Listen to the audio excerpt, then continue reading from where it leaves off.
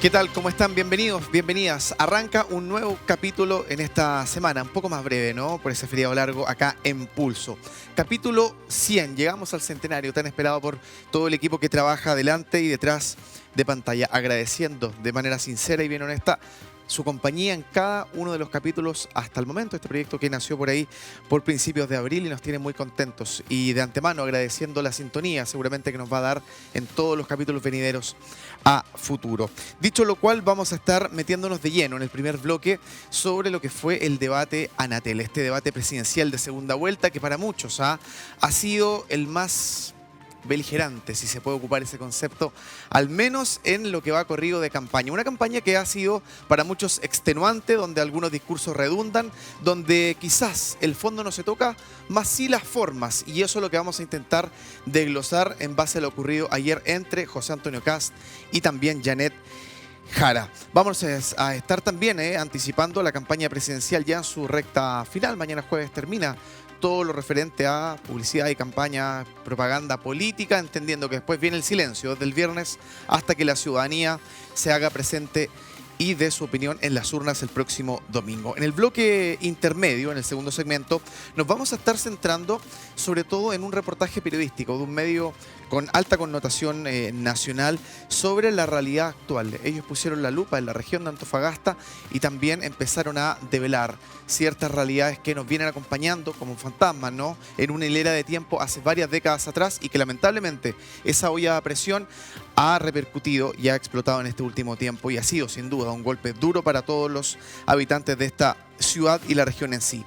Y en el tercer punto, pero no por ello menos importante, vamos a estar hablando de este nuevo fracaso, este nuevo bochorno en la discusión parlamentaria. Fíjese usted que ayer faltaron varios, más de 100 diputados, a justamente un plenario donde había dos temas importantísimos sobre la mesa. ¿Se está volviendo esto una tónica? Hay que deshabituarse de este tipo de mala práctica. Vamos a saludar rápidamente a quienes nos acompañan hoy en este panel de discusión.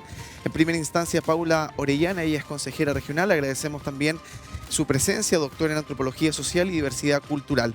Agradecemos, por supuesto, que también nos acompaña Adriana Jiménez. Ella es ingeniera civil industrial y consejera general del Partido Nacional Libertario en la región de Antofagasta.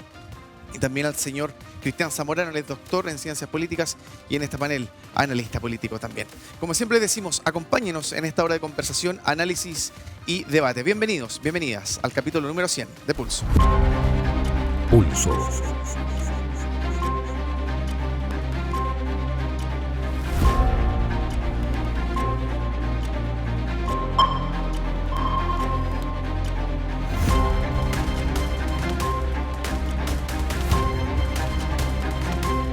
En Antofagasta Televisión.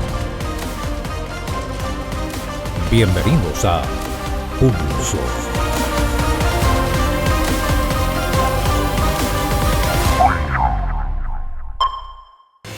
Bien, lo dejamos puntualizado la presentación de este capítulo. Nos vamos a centrar en este primer bloque del programa Pulso, en su capítulo número 100.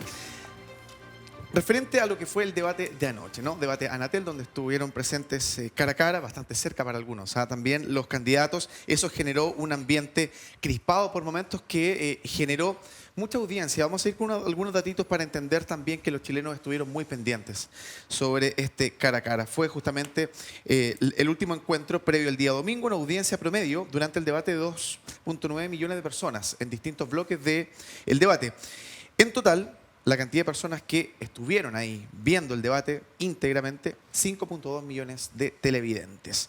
Fue una confrontación cruzada con recriminaciones varias, con anulaciones directas, de mucho cortar la posibilidad del otro que siguiera hablando. Y si uno pudiese resumir en 4 ejes, ¿cuáles fueron al menos los momentos más tensos del debate? Ataques a la probidad y estándar ético, indultos y conmutatividad de penas, migración y gestión humanitaria, y por último la ley de 40 horas, ahí haciéndole un guiño también al tema de la PGU como un derecho social ganado para los adultos mayores. A ver, Paula, comienzo con usted, vamos de lleno, sus sensaciones que le dejó el último debate previo al balotaje. Bienvenida. Hola, muy buenas tardes a todos quienes están presentes y quienes nos están viendo también en su casa. La verdad es que yo vi con mucha atención anoche el debate por la expectación que tiene para todos nosotros para este domingo y ver también si esto inclina un poco la balanza quizás de la de las encuestas y de la percepción que existe hoy en día en relación a lo que pudieran ser los resultados del domingo. Voy a hablar un poco de forma y después entrar en fondo, ¿no? ¿Ya? En cuanto a la forma, creo que sobre todo los dos primeros bloques estuvieron muy ruidosos en cuanto a la interpelación mutua. Eso no aportaba a poder entender realmente en profundidad los contenidos. Cierto que nosotros como ciudadanos no queremos eso, y yo soy política igual, Sí. ¿no? Pero soy de una política que quizás me gusta pedir levantar la mano, escuchar al Más otro. dialogante. Exacto, escuchar y después dar la opinión. Me parece sí que es necesario a veces ir aclarando ciertos puntos cuando vemos que no hay claridad en los contenidos, ¿cierto? Cuando hay quizás tergiversaciones, insinuaciones, que siento que en lo personal mi mirada, y siendo también a favor de la candidata de Janet Jara, por la cual estamos trabajando desde mi coalición, me parece importante marcar eso, o sea, poniéndome yo en su postura, creo que sí es inteligente hacerlo, pero creo que lo logró más al final, en el último tiempo, de dar ese espacio.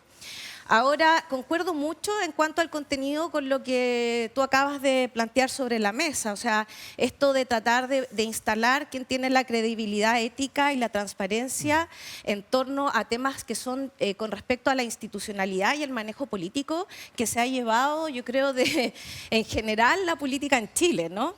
Me parece importante que eso también tiene que estar sobre la mesa porque es de interés de la ciudadanía.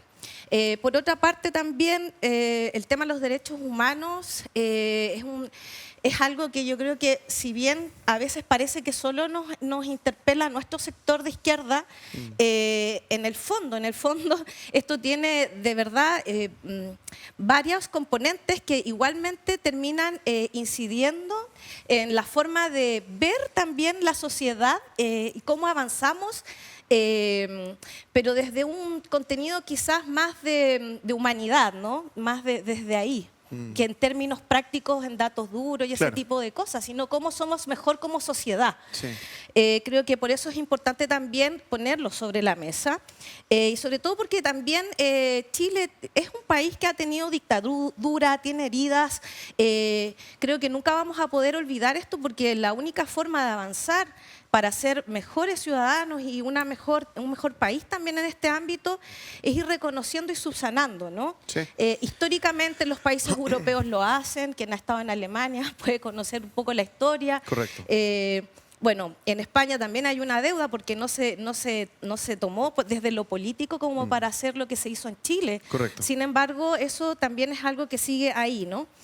Y también creo que estuvo marcado por bastantes evasiones. Me pasaba con el candidato Kast que cuando se lograba entender las preguntas, creo que sí, yo continúo con las evasiones. O sea, yo soy muy técnica, aparte de la visión política, pero me gusta saber el cómo lo va a hacer. El qué y el cómo. El Claro. qué, el cómo. Y también esta ambigüedad de dar una respuesta y cambiar lo que dice el programa, lo que dijo en el debate anterior, Sí. y ahora como poner otra iniciativa sobre la mesa. Siento que eso resta seriedad y pierde credibilidad. Ok. Bueno, eso es como mi diagnóstico un poco así. Inicial, a priori. Inicial, para que entremos Sí, de fondo, va- tratando de vamos ser a bien meternos- objetiva. Sí, vamos a meternos de lleno. Se agradece la imparcialidad al momento también de discutir y enriquecer la conversación. Adriana, la saludo, bienvenida a la conversación. Muchas gracias. A ver, uno cuando veía el debate, uno dijo, ya, empezamos tranquilo, bien, y después empezamos a acelerar, quinta fondo, y los candidatos se empezaron a dar,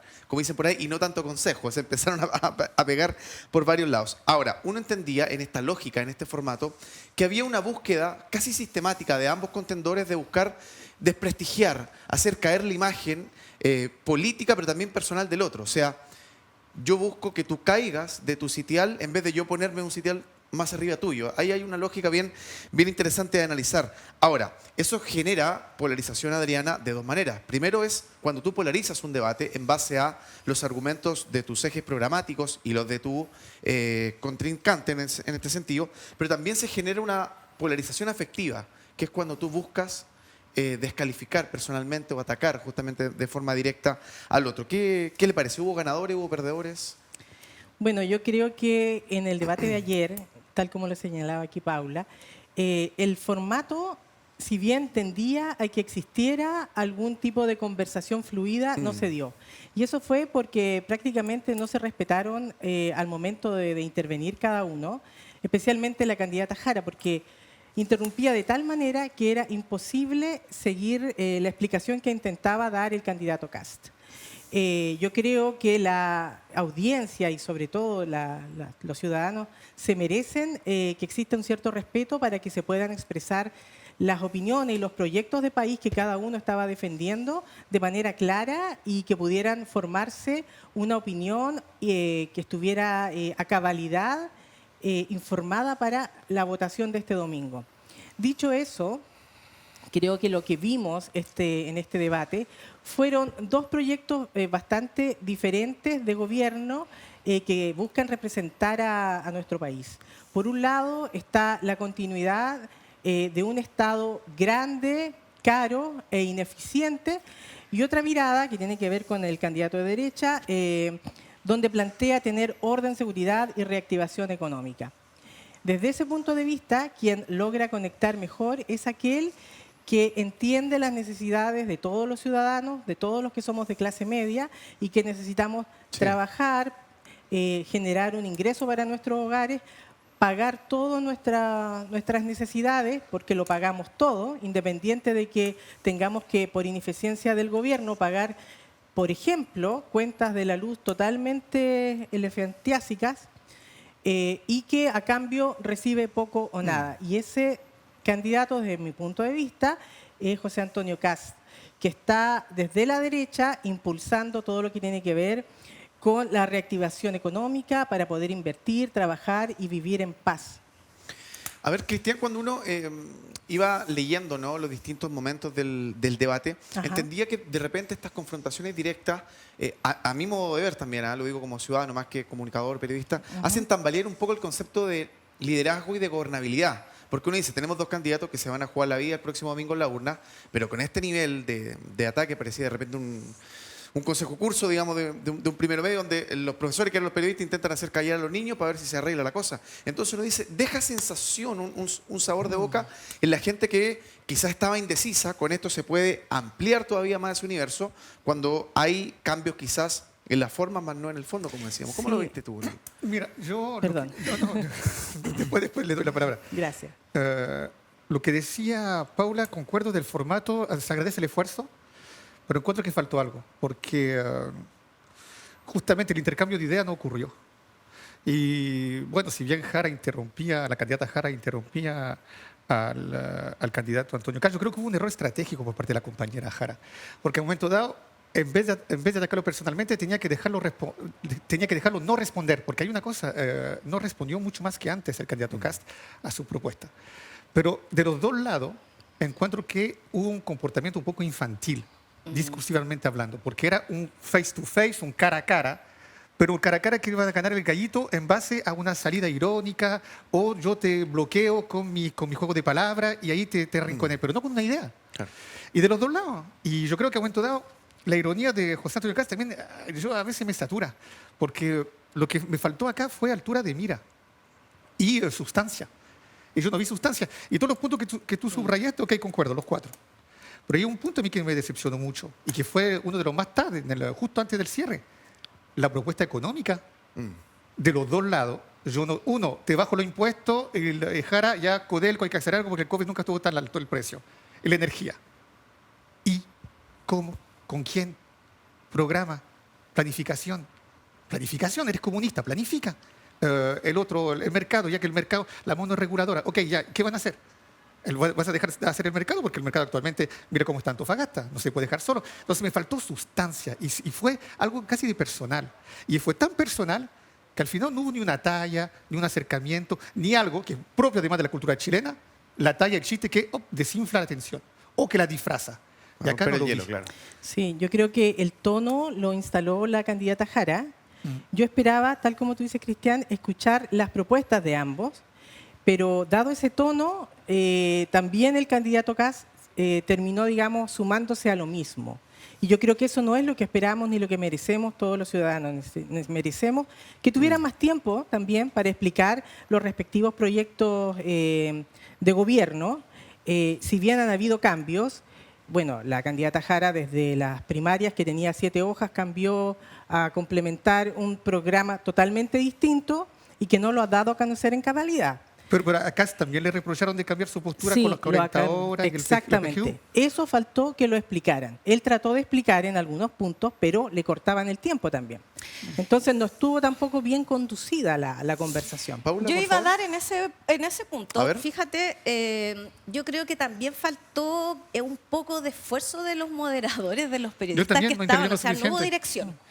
Creo que ahí hay una responsabilidad también importante como para que el debate tuviera mayor Altura de mira. Y se pudiera Sí. entender mejor, porque al final lo que uno quiere en el debate es que tú poder comprender las ideas. Ahora, en este primer tiempo de necesidad de quién controla con estas interpelaciones, bueno, hablando de eso en consistencia, siento que de alguna forma en esta cosa del control, para mí el candidato Kast hace algo que siempre me resulta muy molesto, que es como tirar insinuaciones pero no mostrar los antecedentes, o tergiversar y a ver si resulta que puedo hacer el humo ahí, tiro el humo, a ver si resulta este engaño. Pero y ¿en si la qué- en gente qué lo te- cree. en qué ¿no? tergiversó, por O ejemplo? sea, no sé, pues, por ejemplo, en temáticas como cuando cuestionaba quizás a la ¿ah? A la exministra sobre Por la... ejemplo, cuando cuestionaba a la ex ministra sobre su labor, no sé, o sobre su rol político en este comité, cosas que yo creo que no van al lugar, que sacan del contexto de la discusión. Pero que interpreta y yo muchos creo ciudadanos. que además lo que intenta hacer Jara en esa interpelación es como tratar de desmentir de alguna forma esas insinuaciones insidiosas que terminan igual confundiendo. Claro. O sea, desordenemos el cuento para ver quién sale. A río revuelto, ganancia pescadores. Entonces, creo que ahí no jugó a favor. Creo que Janet podría haber salido un poco más de esa dinámica. Pero entiendo el fondo y el sentido de mi candidata de por qué querer hacerlo, porque si tú te fijas en el fondo de lo que ella, cuando le pregunte ¿por qué tú dices eso? Dame el argumento, tampoco lo da. Es Sí. muy vacío. Entonces, y terminan enfrascados en la cosa pequeña, que finalmente, Sí, no, perdón. aunque más se le Ahora, cuestione, no lo da. siguiendo, Cristiana, el refrán que nos propone Paula referente a Río Revuelto, uno entendería que quizás los pescadores que sacaron a algún tipo de ganancias son aquellos que estaban pensando en nulo, en blanco, en París y 2030. Hay un espectro político, un universo que quizás el domingo se va a manifestar con más fuerza a raíz de lo que vimos anoche. Es que el porcentaje de los nulos blancos no va a tener ninguna incidencia. No. Entonces ellos no van a ganar en todos los casos figura. Acá yo haría el paralelo con el boxeo. A ver. En el boxeo hay un retador y un tipo que tú retas, que dice, ok, suba al ring, yo te voy a ganar el cinturón. Claro. Y por eso vamos a pelear 12 rounds. Bueno, nunca va más allá del true el cuarto a ese, pero... Acá el retador era Janet Jara. Ella tenía la responsabilidad de descolocar a Kast. Y yo creo que ayer, vaya para la suma, Kast no perdió el debate. No digo que lo ganó, no lo perdió. Para no perderlo, ganó. No sé si me hago entender. Sí. Entonces, el misilazo que había, varios que había que darle sobre varios temas, no impactaron tanto como debían impactar para invertir la dinámica que vemos este último día y que iba en favor de Janet Jara un poco, que podía ganarle un poco el gallito a él, pero yo creo que ayer no fue suficiente el desempeño de la candidata del Partido Comunista y me alegro sí que hayan 5,5 millones de gente que siguió ese Sí. debate porque demuestra que muchos denigraron los debates y los debates es el corazón de la democracia. Por eso estoy un poco enojado porque idea no hubo tanto. Adrián, ¿usted comparte lo que dice el doctor Zamorano? ¿Cómo Sí, vio también la performance yo de los comparto candidatos? en el sentido de que la estrategia que usó la candidata Jara fue una mala estrategia, se dedicó a atacar más que a plantear ideas y también, lamentablemente, a mentir. Respecto de la deuda que tenía, digamos, en la autopista, eso salió de público conocimiento, después hasta en X está, que fue pagado el año pasado. Porque ella tenía una deuda de 70.000 y pagó finalmente como 600.000. Y eso significa que fue una deuda que se fue acumulando por años. Y está circulando por X, donde aparece el pago de esa deuda. No tenía para qué mentir. No tenía para qué mentir. No entiendo por qué lo hizo. Pero se imagina que un debate presidencial estamos hablando de una multa o cosas así. Pero Es que por eso, ahí eso yo habla creo de la, que eso- de la probidad de la persona que se va a hacer a cargo del país. O sea, si es capaz de mentir en una cosa pequeña, puede mentir obviamente en cosas más grandes. O sea, yo creo que ella lo aclaró ahí y habría que No, revisar dijo en que lo detalle. pagó al mes siguiente. Pero habría que revisar en detalle cómo sea eso. Yo la verdad es que cuando A existe ver. circulación de información así tan volátil, hay que ir primero a la fuente bien y No, sí lo antes de emitir publicaron. una opinión. Ahora eso Lo es una publicaron. cosa, claro, es una multa, ella explicó la situación. A mí me parece que es mucho, que y además yo creo que una multa en ámbito automovilístico a cualquier ciudadano le puede ocurrir. Pero es sobre que no todo es con los cualquier tags. ciudadano, E incluso, es un incluso si te candidato roban la presidencial. patente, te puede llegar una multa. Y lo digo porque a mí me robaron la patente y estoy esperando a ver si en algún momento me llega la multa. Entonces, si tú no te enteras y pasan 6 meses, cualquiera lo puede usar en tu contra. A mí me parece que los temas importantes que tienen que estar en un debate para decir que alguien miente, porque ahí pueden haber un montón de situaciones detrás que uno desconoce en lo personal, creo que es la visión de país. O sea, de mentir diciendo que 1.200.000 personas se están suicidando, equivocó. eso es grave. O sea, hacer un montaje en la frontera de Arica diciendo que están saliendo masivamente y así, y cara de palo decirlo, eso es un montaje y eso es una mentira que afecta al país. Y yo creo que esas mentiras, la verdad, y esas tergiversaciones no nos hacen bien porque Lo que de ocurre- verdad no te da credibilidad. A mí no me da confianza, que A mí me pasa alguien lo mismo. que sea candidato vaya a mentir descaradamente a un debate o saque tweet mintiendo. Pero es que estaba Entonces, hablando de Jara. Me parece porque súper Jara fue a agresivo. mentir descaradamente y estamos hablando no de 2 ciudadanos comunes y silvestres, estamos hablando de 2 candidatos que están jugándose la presidencia del país y que tienen que saber explicar lo que ocurre y no nombrarlo como errores, porque para cualquier caso que ha existido en este gobierno, porque la señora Jara es continuidad de este gobierno, un poco más extrema porque es candidata comunista, ¿verdad? Aunque se quiera vestir de socialdemócrata, lo tachan de error. Pero podríamos hacer una lista de todos los errores que ha cometido el gobierno y que se sacaron ahí en el programa. Monsalve, en los casos convenios que partieron aquí en Antofagasta con Revolución Democrática, etcétera, etcétera, etcétera. Todos son errores. Eso habla de la probidad de nuestras autoridades.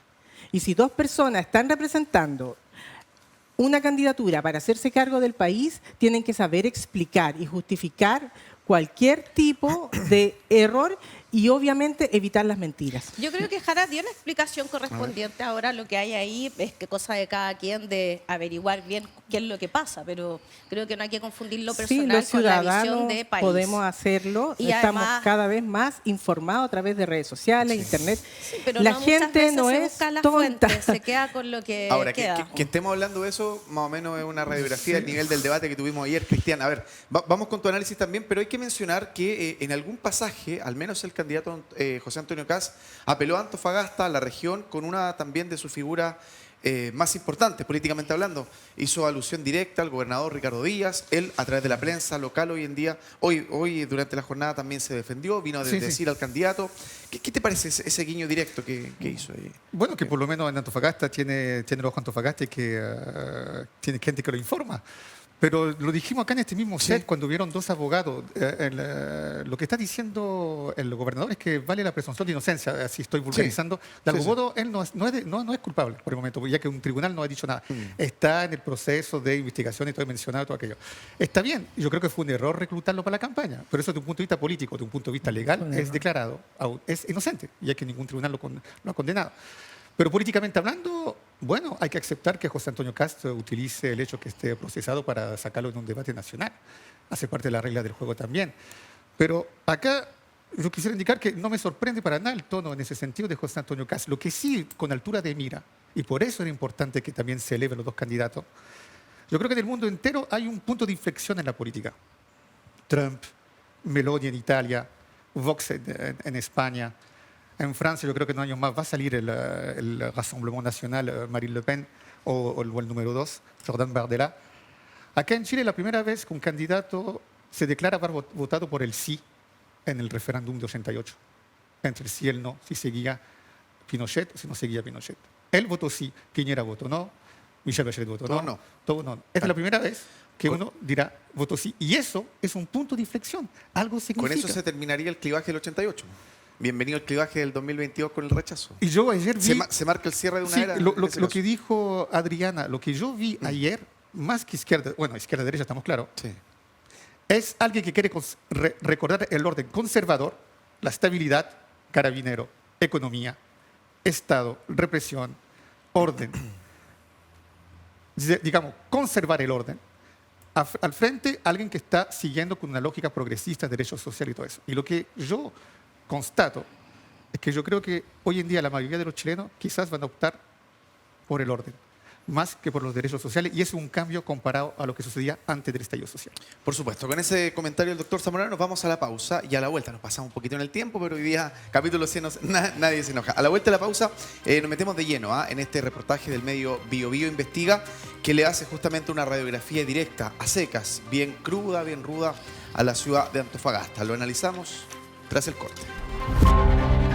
Sigue Pulso por Antofagasta Televisión.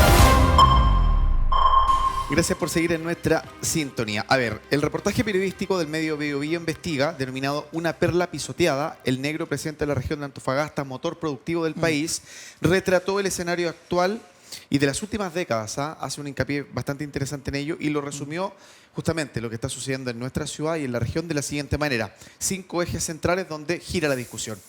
La menor esperanza de vida al nacer acá en la región. El segundo punto, el mayor rezago en el plan de emergencia habitacional. Tercer ítem, resultado debajo del promedio en educación, comparándonos con el resto del país. Cuarto punto, mayor tasa de muertes por tumores malignos de Chile. Quinto y último ítem, también más destacado, otro tópico, urbanización atrasada en la ciudad y en el resto de las 8 comunas de la región. Paula, comienzo contigo. ¿Qué te parece esto? A mí me lo enviaron así por redes sociales y lo leí inmediatamente. Giró mucho en la prensa nacional incluso esto. Sí, la verdad es que me generó varias sensaciones o varias reflexiones. A ver. Voy a nombrarlas y después voy a tratar de profundizar algunas. La primera pregunta que yo me hago, porque en realidad no es algo que uno pudiera desconocer, todo lo que ahí se dice y como bien tú explicaste recién, también no es una cosa de este gobierno, es una cosa que viene de décadas. En la ciudad y creo que es un tema que también preocupa. Y es más, yo creo que faltaron otros temas que encartar ahí y ponerlos, pero primero, claro, o sea, uno que es política dice, justo sale ahora este reportaje en Antofagasta, un bastión importante de un voto que se está disputando, ¿cierto? El voto de Parisi. No es no intencional, yo siento que este reportaje justo ciertos días antes de la elección, con una problemática que además data de décadas, podríamos decir, ¿no? De mucho tiempo. Ahí tendríamos que desmenuzar cuánto es cada uno de los avances en algunas de las situaciones. Por ejemplo, en el ámbito de vivienda, claro, tenemos un déficit porque evidentemente la población ha crecido, pero hace 5 años atrás no habían viviendas sociales desde hace 15 años en Antofagasta. Y hoy en día sí podemos decir que están, se están entregando viviendas sociales. Quizás no son las suficientes, pero sí hay avance. Entonces, cuando todo es drástico, dramático, que sabemos que el problema está, pero por más que tú avances, el problema persiste porque lo estamos abordando desde una urgencia que ya nos tiene desbordado, es muy difícil también poder hacer esta mirada con perspectiva, ¿no? Ahora, eso por un lado, poniendo ese ejemplo. Lo otro que yo reflexionaba en cuanto al reportaje, igualmente la población conmutante. O sea, es algo lo mismo, que me preocupa que finalmente, siendo zonas mineras, la misma temática y diputados y senadores de ambos sectores, incluso me recuerdo que la senadora Paulina Núñez en algún momento fue a hablar con las empresas porque tú no le puedes exigir al trabajador como que tiene que tener la residencia acá por ley, o sea, no le puedes exigir a alguien que viva, pero bueno, entonces, ¿cuáles son las voluntades políticas que tenemos para dialogar, ponernos de acuerdo, todos, y acá creo que es una responsabilidad compartida, de decir, oye, esto está realmente mal, entonces, ¿cómo incentivamos que los trabajadores se queden en la región? ¿Cómo hacemos legislaciones que las oficinas centrales, las patentes mineras queden en la región y hacer que la gente, no sé, los gerentes, toda la empresa esté acá como en Escondida lo hizo en su momento, ¿no? Que había un compromiso mayor de construcción de vivienda en el ámbito de educación y vemos que eso cada vez más va quedando más de lado, ¿no? Nosotros por las responsabilidades sociales con los territorios, entonces, por ejemplo, nosotros como consejeros y consejeras regionales institucionales, evaluamos todo esto que tiene que ver con y esto ya hablando desde la institucionalidad, no solo del discurso de la queja, ¿no? sino tratando de ver cómo podemos nosotros desde la política, como las actrices o los actores que somos, hacer que esto se mueva en beneficio de la ciudad y de la región, porque se expone la ciudad, pero estos problemas igual se replican en Calama, en Taltal, bueno, en Tocopilla, no es algo aislado. Entonces, claramente uno dice, bueno, por ejemplo, como Consejo Regional, nosotros vemos todo lo que son las declaraciones de impacto medioambiental del CEA, hacemos la revisión de toda la empresa y de la inversión que llega a la región. Nosotros emitimos incluso en uno de los anexos que nosotros hicimos, exigimos contratación de mano de obra local. Sí, pero ¿cómo nosotros no tenemos cómo medir y fiscalizar de que eso la empresa lo esté cumpliendo? Es una declaración de principio. Exactamente. Sí. Y después, además, el ejercicio que nosotros hacemos de la inversión, que es algo que yo no entiendo por qué no hemos trabajado con los diputados en esa orientación. De hecho, los vamos a llamar desde el CORE para ver una serie de puntos que nosotros requerimos mejores herramientas, porque además eso que nosotros hacemos, que lo enviamos a toda la evaluación medioambiental, donde se sientan todas las seremías, ni siquiera es vinculante, es una acción política. Entonces, ¿de qué estamos hablando? Somos los encargados territoriales representando a la ciudadanía y no somos vinculantes en una materia tan importante con respecto a la inversión.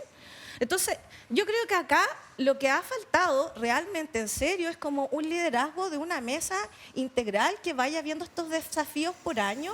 Tal vez, no sé, no una mesa de trabajo más, pero acá, de verdad, entre que la burocracia centralista nos tiene hasta acá, la falta de autonomía para las construcciones en temas de vivienda, en carretera, todo eso. Entonces, de verdad, yo creo que ahí falta poder usar lo que tenemos como institucionalidad y como actores políticos para realmente empezar a mover la balanza en estas discusiones, porque el centralismo y la empresa privada también, y esto también beneficia a la empresa privada, porque así las cartas también, las regulaciones están certeras para todos, o transparentes para todos, no sé. Entonces, creo que ahí ha faltado pero Paula, ¿esta situación le conviene al sector privado o no?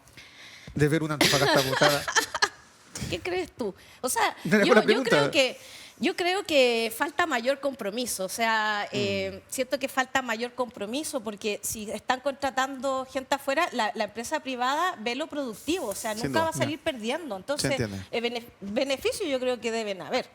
Sí. Pero no con el compromiso social para la región. Se entiende. A ver, diagnóstico hecho por parte de la ciudadanía hace harto tiempo, Adriana. Se juntó hace un par de meses quizás atrás, un grupo de 200 personas, entre ciudadanos común y corriente acá de la región, técnicos, autoridades, que hicieron un diagnóstico más o menos similar a lo que veníamos mencionando en este reportaje. Y claro, se apela mucho a la falta de acción en su momento, hace décadas atrás.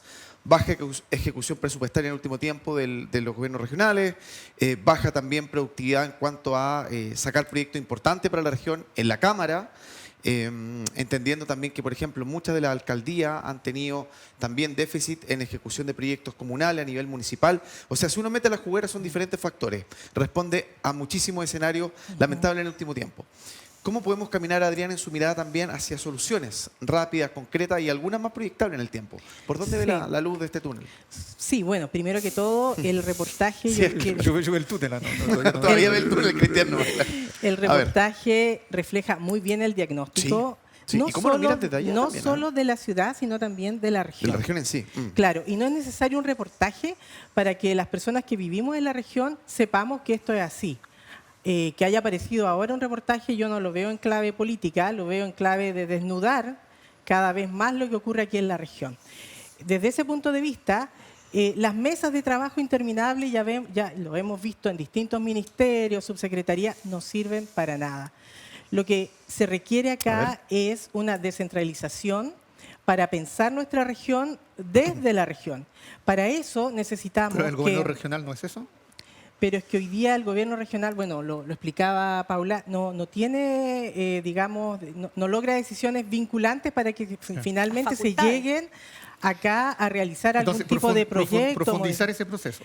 Profundizarlo, pero nosotros requerimos que parte del royalty, que sea una porción fija, se quede en la región.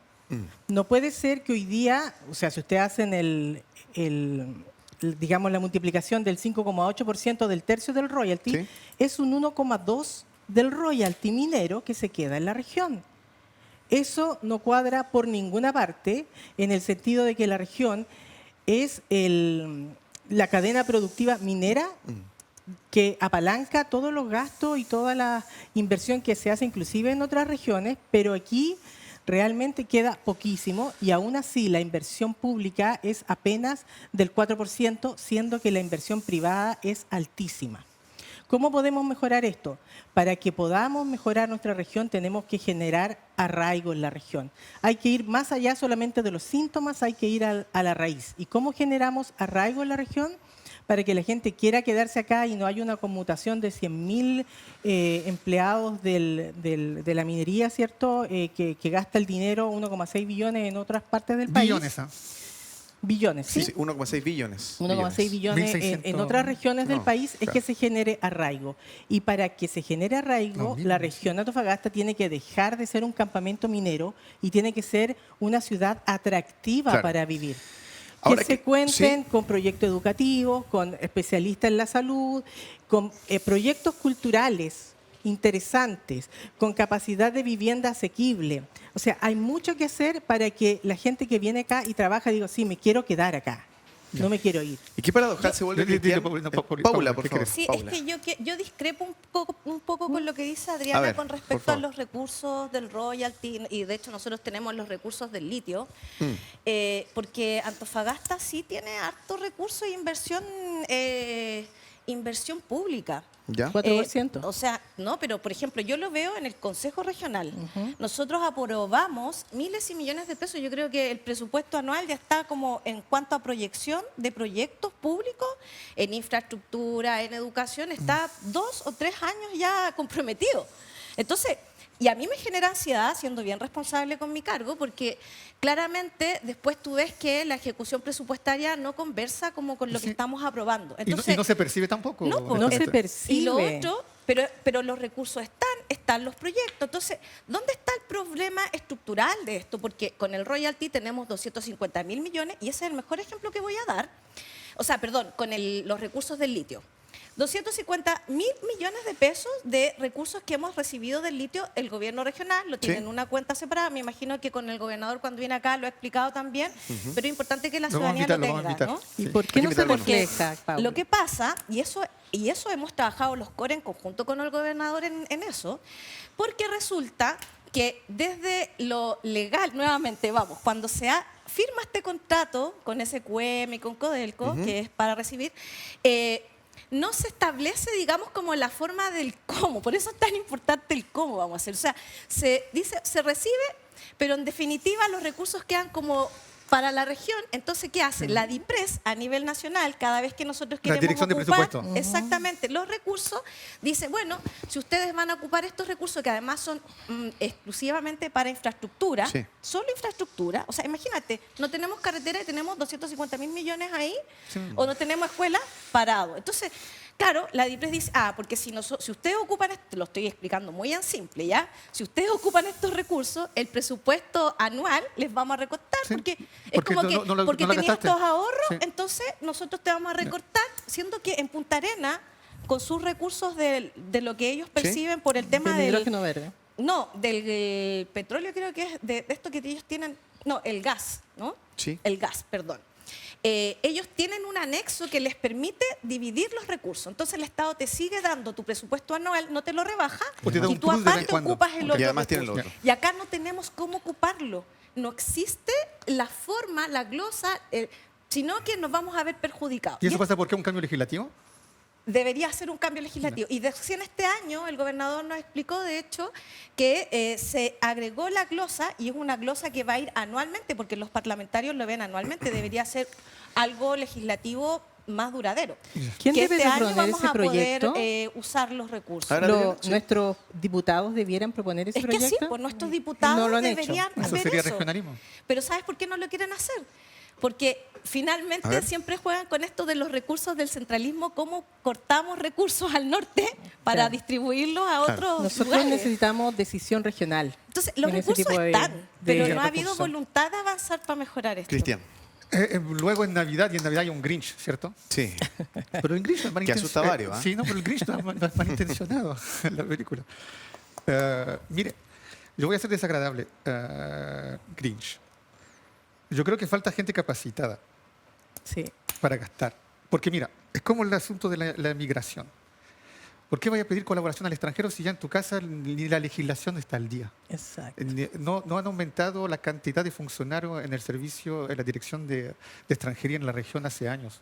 ¿Por qué me estás hablando de ola migratoria que invade el país si por lo menos no se contrata más tipo en la dirección de seriológica de extranjería? Que es más funcionario para contratar más gente y que eso fluya más. Entonces, acá lo que yo digo, ya quejémonos todos de Antofagasta, porque es un hecho, es una realidad. No está al nivel de los ingresos que produce esta ciudad. Es decir, Sí. es grotesco, es tan evidente como la nariz al medio de la cara. Es evidente. Así de grotesco, ¿ya? Entonces, lo que yo digo es, ¿dónde está la gente más competente acá en la región? Bueno, o relacionado con la región. Los que producen más dinero. Hoy en día es el estándar que permite medir la eficiencia de alguien. Ellos están en el sector privado. Yo quiero saber, si hagamos un efecto espejo, ¿los altos grados del sector privado, la gran minería, tienen equivalente en el sector público acá, en la región? No. Ya. No. No, bueno, No. no hay un psicólogo que se ocupa de fomento, es decir, y no es un ataque personal, es decir, tienes que tener un tipo Claro. altamente calificado de una gran escuela, que tampoco es una garantía, con experiencia, con trayectoria, Claro. para poder proponer algo técnicamente, porque no es normal que tengamos las infraestructuras que tengamos con el presupuesto, como lo subrayó Paula, que están a disposición. Hay algo que ahí no está siendo lógico, hay algo que no cuaja. Entonces, Se- lo que yo se digo ha acá dado es, mucho. debe haber una colaboración. Yo pediría, y no es que sea yo especialmente afán de aquello, ayuda al mundo privado. El mundo privado tiene que involucrarse más y no es la responsabilidad empresarial ni nada de eso. El mundo empresarial tiene que proponer gente capacitada quizás al sector público y quizás hasta financiarlo.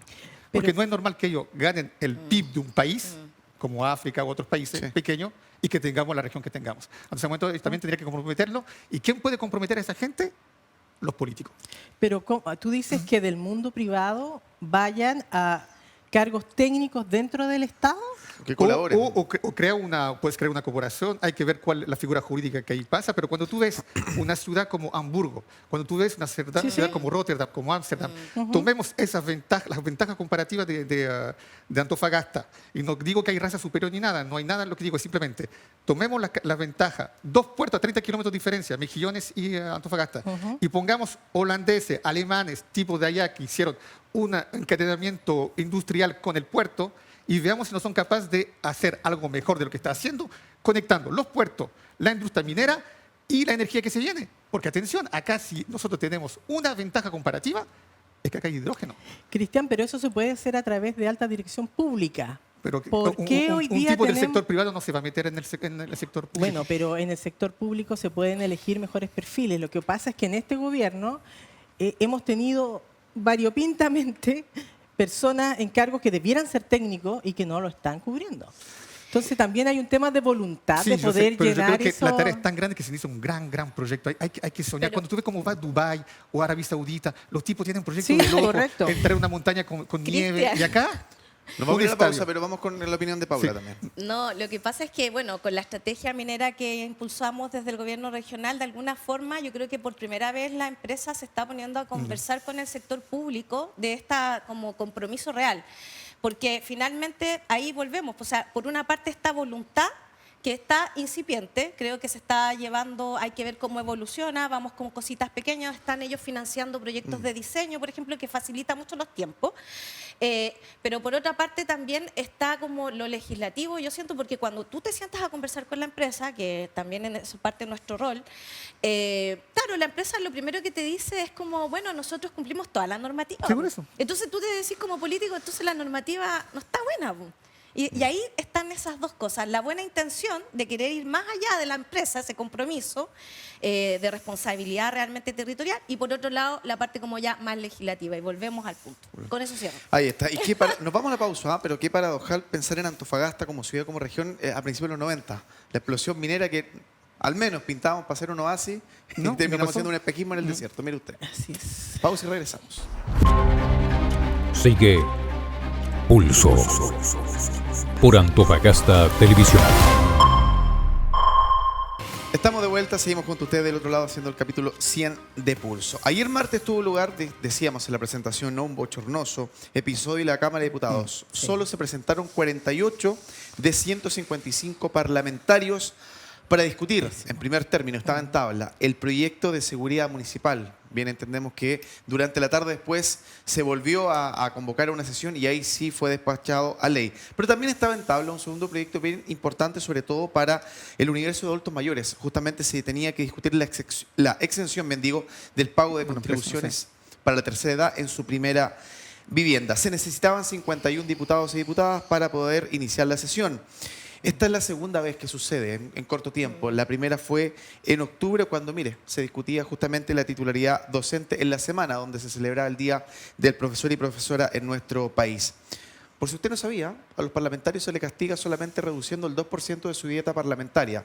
Vale decir, a cada congresal se le resta algo así como 160.000 pesos. De los representantes de la región, hay que mencionar que solamente estaba presente José Miguel Castro, quien oficia como presidente justamente de la corporación. Entendiendo lo cual, vamos a empezar a desglosar esto que ya, como dije también en un principio, ¿no, Paula? Parece un mal hábito, una mala tónica, se está volviendo frecuente, algo que no debiese ser, y al menos en el ojo público y en los medios de comunicación no ha pasado desapercibido. ¿Qué lectura le da esto? Yo creo que como toda la ciudadanía es como bien vergonzoso y creo que molesta bastante porque, bueno, hablo muy desde el sentimiento que Sí, a por uno le supuesto. produce, yo también siendo representante, porque yo Sí, claro. mi segundo periodo he faltado solo una vez al pleno, o sea, de hecho estoy en un montón de comisiones, trato de ir a lo que más pueda. Y además con la dieta que reciben. Entonces, Sí, cuando es como una cosa de toda lógica, de criterio común, ¿no? Si tú eres un trabajador y trabajadora, que yo creo que acá en la mayoría de los chilenos venimos desde ahí, obviamente es indignante. Porque tú votas por alguien para que efectivamente trabaje, si esa es su pega. Entonces, que falten y que no se pueda legislar con temas tan importantes como, por ejemplo, para el adulto mayor, creo que esto no nos ayuda como políticos. O sea, y lo digo así muy en serio, o sea, Sí. uno que está en la política, este tipo de situaciones nos desprestigian, porque la ciudadanía quiere vernos hacer para lo que nos votaron. Y a veces también siento que la ciudadanía no entiende mucho, no sé si entiende mucho, pero creo que deberíamos reforzar quizás el rol de los parlamentarios, que es legislar, Eso es lo primero. mucho más que quizás haciendo otras acciones que también son parte de su gestión, que tiene que ver con la articulación, con fiscalizar, pero la principal labor es estar ahí, o sea, no asistir a tu trabajo. Y sobre todo, que es irrisorio que solo se descuenten 160.000 pesos, o sea, tú cuando faltas a cualquier trabajo común, no sé, pues tienes una sanción, incluso un riesgo de que te echen Lo más y probable. te despidan. sancionan Sí, con claro. una buena parte de tu sueldo. Entonces, la verdad que creo que uno tiene una gran responsabilidad, y lo hablo como político, no como diputada, pero finalmente uno tiene que dar el ejemplo de lo que queremos socialmente como país. Ahora- Es vergonzoso, es vergonzoso. Es vergonzoso, esa es la palabra. No es menor entender también, Adriana, que a finales del año pasado hubo situaciones similares, no episodios tan reiterados como ahora, como en este final del 2025, pero sí eso después llevó a que antes del receso parlamentario, de inicios del 2025, se sacaran muchas leyes, como se dice en política, a mata caballo, muy rápido. Eso también uno entiende que desajusta el orden programático de muchas leyes que tienen que ser discutidas con mayor profundidad. Así Vuelvo es. al punto que señalaba la consejera. El primer requisito para ser parlamentario es querer legislar. Después quizás se han ido cuajando y ecualizando en otros roles. Pero el primordial, el más importante, tiene que ser justamente estar ahí visando o rechazando disposiciones legales. ¿Usted siente que esto responde a algo? ¿Es un síntoma de nuestra sociedad, de la esfera política? ¿Hay algo que nos condujo a Sí, esto? bueno, decir que realmente es una falta de respeto para los ciudadanos y sobre todo para la base que lo eligió en cada distrito, a cada uno de ellos. Y es un síntoma de que la política hoy día está cada vez más desenganchada, por así decirlo, con el compromiso que debiera tener en su rol, que es estudiar los distintos proyectos que están siendo propuestos, analizarlo, estar en sala y si requiere alguna gestión o mejora o devolverla, ¿cierto?, a una instancia anterior a una cierta ley, hacerlo, pero hacerlo con responsabilidad, con profundidad. Lo que están mostrando hoy día es que sus asuntos personales o sus asuntos de campaña tienen mayor relevancia que cumplir con su deber en el Parlamento. Y eso es una muy mala señal y que ha hecho que nosotros los ciudadanos estemos cada vez más reactivos a la política tradicional, por así decirlo. Es algo que utilizó en campaña también el señor Parisi, ¿no? Sí. De no pertenecer a la casta, élite, aunque él es parte de la élite. Claro, pero que lo usó como estrategia de como una campaña. cúpula de poder político descafeinada, como a algunos Exactamente. les gusta decir. Cristian, yo sé que usted se va a volver a poner cringe con este tema. Ah, mira, ¿cómo lo adivino? Que como que Para la adivino no lo sé. Navidad. Ya, mira, escúchame, te voy a tomar el contrapié y le voy a encontrar un pretexto a los diputados. Ok. Para empezar. Ok. Ya, ellos, la mayoría yo creo que hicieron campaña para ser reelectos, ¿cierto? Sí. Sí. Y claro. ustedes dos me pueden confirmar algo. Una campaña es desgastadora. Hay un contragolpe después del final de una campaña. Sí, sí. Y aún peor cuando no has ganado, porque por lo menos ahí tienes un subministro que es la victoria, pero además, y de manera injusta además, hay un contragolpe que tú no puedes negar, anímicamente hablando. Acá había un día feriado, que en buen chileno el tipo hizo el cálculo, ¿sabes qué? La próxima semana no voy. Pero ahí pueden pedir permiso. No, okay, pero iban a perder un permiso, ahí se dieron las cosas, además salimos de elección, nos hacemos los lesos, todos nos ponemos de acuerdo. Pero la cosa es que se pusieron demasiado de acuerdo. Pésimo. Pero yo creo que eso es para mí respuesta al contragolpe de la campaña electoral. Ok, el problema es que esto para mí, y ahí me pongo Grinch, es a la imagen de Chile. Claro. Siempre la cultura del vivo, siempre la cultura del pillo y siempre un problema con la calidad de los profesionales. Porque acá me hablas de élite, Adriana. Ujú. Y yo no me voy hacia París. Tomo el concepto de élite. Una juez hace parte de la élite. Sí. Un médico hace parte de la élite. Un profesor de universidad hace parte de la élite. Un político que está ganando 7 millones líquido o 6 millones hace parte de la élite. Sí. En Chile, todos los días en las noticias, las contingencias te dan muestra que los tipos trabajan mal. Una jueza dejó escapar un tipo al extranjero, Claro. un médico negligencia, un profesor de universidad sobrepagado, una ex militante de la UDI, todavía de la UDI, la ministra. Y no hablar de otros ámbitos. ¿Qué quiero indicar acá? Hay un problema con la formación de profesionales en este país. Y esto es la imagen del país. Entonces, los políticos no vienen de una nave espacial de otro planeta, son de nuestra misma idiosincrasia. Y eso está a la imagen del país. Entonces, hay que preocuparse de la matriz formativa. Hay un problema con la educación en Chile y pasaron muchos años y nos estamos haciendo eso, mirando para otro lado. Y por fin, Adriana, fuera de pantalla, preguntaste, ¿quién fiscaliza a los diputados? ¿Cuál es la sanción de los diputados? Claro, ¿quién le raya la cancha a los diputados? Justamente la elección. ¿Qué pasó en la elección de Antofagasta, la última elección? Hay un fenómeno que no subrayamos suficiente. Yo dije Sí. que acá Sebastián Videla votó una persona de la región de Antofagasta para él sobre 4. Sí. Arrastró. En Antofagasta son 33% que sacó, es decir, 1 sobre 3. ¿Cuál es el modus operandi electoral? ¿Cuál es la dialéctica que utiliza Sebastián Videla para hacer política? La proximidad. Habla como un concejal o como un alcalde. Claro. Ya, entonces hoy día te propone un Movistar, se juntó con una subsecretaria, te habla de vuelos interregionales. Funciona tanto su metodología que lo está retomando hoy en día la senadora que está hablando de vuelos interregionales. Pero el problema es, estamos lejos de lo que planteaste en el segundo segmento, de que los legisladores hablen con el CORE para hacer fórmula legislativa para obligar al mundo privado a invertir o para poder tener más autonomía en cuanto a financiamiento. Entonces hay un problema también con la política y con la gente que fiscaliza los políticos, que es el pueblo. Y por ende tenemos simplemente los gobernantes que merecemos. No soy yo que lo digo, no es Adriana, fue Maquiavelo que lo dijo hace un par de siglos atrás.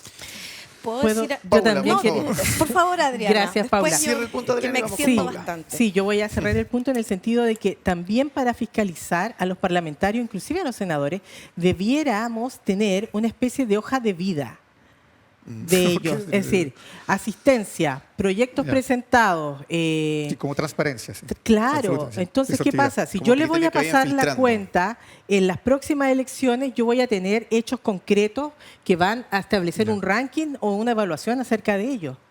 Porque, a ver, las personas que trabajamos diariamente no Sí. tenemos el tiempo para andar haciéndole, digamos, toda la historia de vida que aparece en las redes o en las noticias.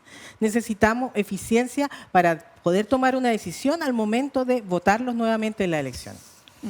Solamente eso. Paula, por favor. Sí, es que es curioso porque finalmente es la prensa, son los medios de comunicación que hacen eso, porque los parlamentarios no van a legislar ni para bajarse el sueldo si faltan de nuevo, ni para tener un sistema como quizás más público de transparencia para ir mostrando como ese tipo de cosas, ¿no? Comparativamente Pero debiera hablando. estar eso, ¿no? Pero En son el- ellos, dudo que lo en la hagan. o plataforma sea, del Parlamento. Imagínate que tu propio candidato, cuando se le pregunta acá si se va a bajar el sueldo, él dice que depende y después dice que no porque es su sueldo. Pues entonces, esa es ¿Quién? la mentalidad de los parlamentarios. Kaiser o Cast, porque mi candidato es No. Kaiser. Ah, perdón, pero ahora Sí, es Caspo. por supuesto. Entonces a él me refiero. Entonces, esa es una mentalidad, es una forma de pensar de cuando asumen el poder. Pero a Ahora, lo que, perdón, perdón. pero quiero Sí, terminar tienes la razón. idea. Sí, dale. ¿Ya? Ujú. Porque es una mentalidad, pues, desde el privilegio, ¿no? De yo resguardo lo que tengo.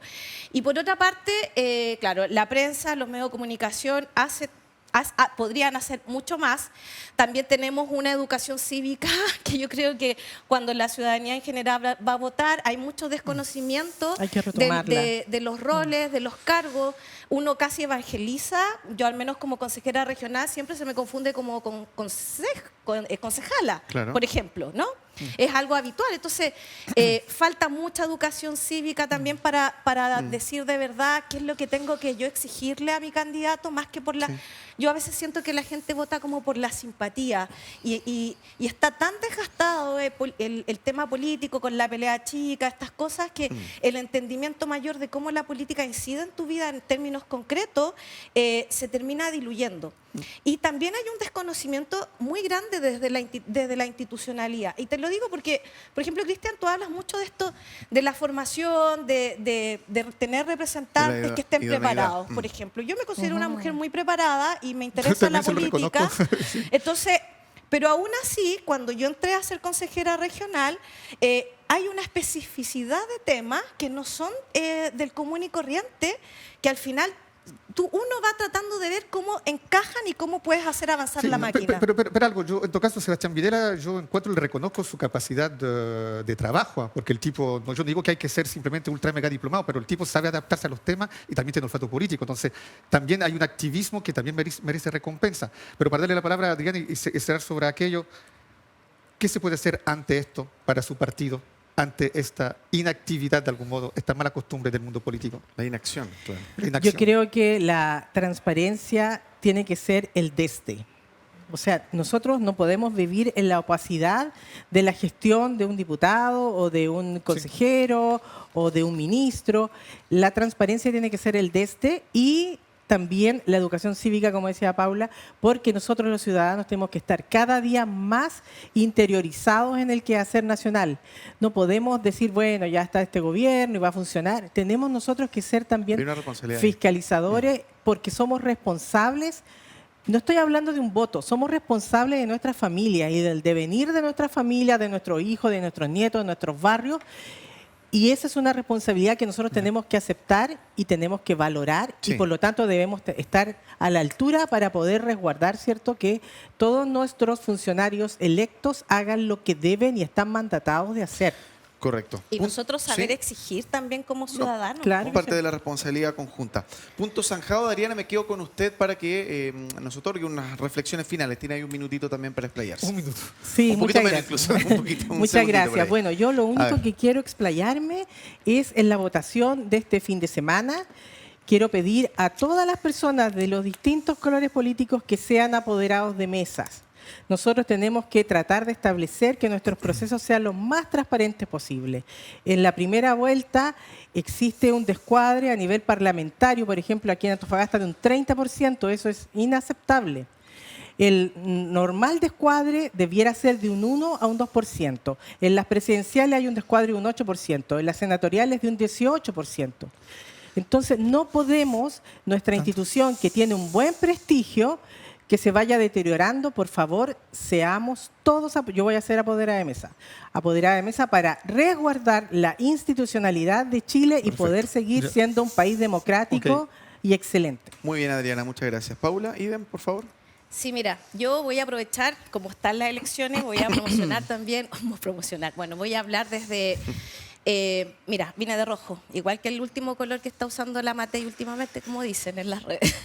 Pero la verdad es que creo que hay que votar informado. Aquí hemos hablado de institucionalidad, de cómo también nuestros políticos, nosotros los políticos, tomamos medidas que repercuten en la vida de las personas. Creo que el domingo hay un tema de decisión clave para el país. Tenemos que seguir avanzando con los temas de derechos sociales.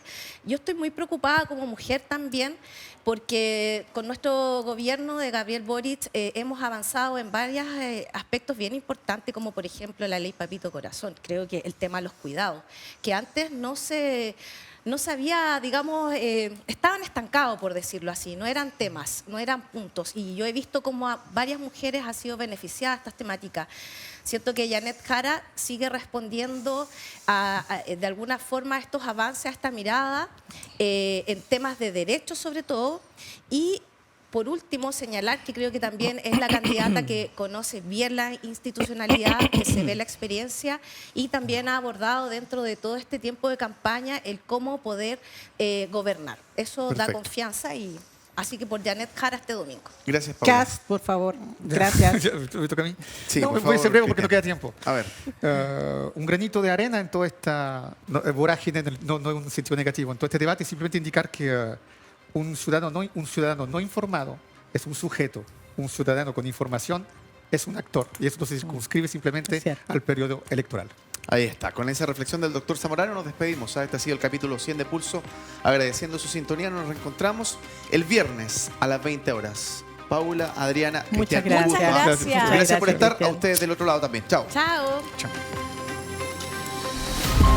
Fue Pulso, un espacio de propuestas, lo que marca la agenda, las decisiones de futuro,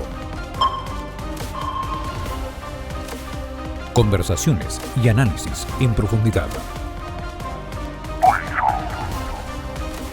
contingencia y debate. Pulso por Antofagasta Televisión.